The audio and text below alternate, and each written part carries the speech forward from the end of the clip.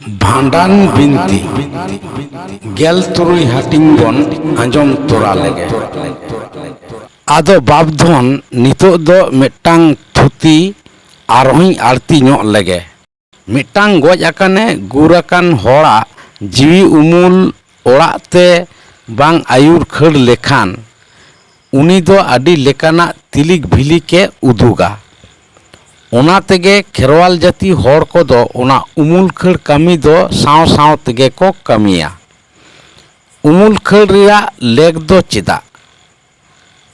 ओना रेना गे नोआ थुती दो मिट्टांग गज आकान गुर आकान होड़ आजा गज हड़मो ओड़ा खन गो उडुक काते मारघाटी ते को इदियेत ऑक्तो दो बाटी रे दोहो काते आप हुतुम काते आरहों गो काते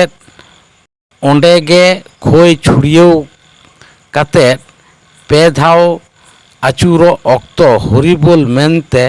पे धाव को लई केट रेदो ओंडे मिट डोंडेक लागित शेरमा पुरी खन देव देवालोक कोको आड़गो हिजुते उनको कोहो सावते को आचुरोआ खानगे गज हड़मो साव सावते ताहेन उनी जीवी उमुल हो उनरे उनको सरक पुरी रेन बोंगा कोई नाम गद लेको खानगे आज हो उनको को साव मेसा काते आया ओना गज हड़मो बागी काते आज होय गुरलो आचुरोआ ओने उनकान ताकरे उनको गज हड़मो को गो आकाट उनको हड़ को दो ओना गज हड़मो दो मारघाटी सेट आदो को गो इदी गद काआ ओंडे खन आदो हड़ को सहायन खानगे सरक पुरी खन आगो हेज लेन को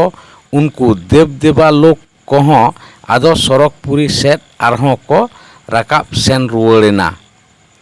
आर उनको को रुवाड़ सेनेन खानगे उनी जीवी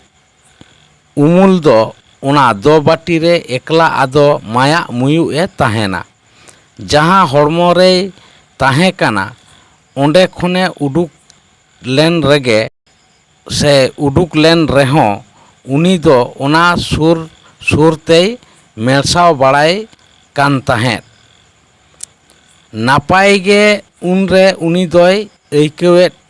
कान ताहेत मेनखान हनकू देव देवालोक साव ओना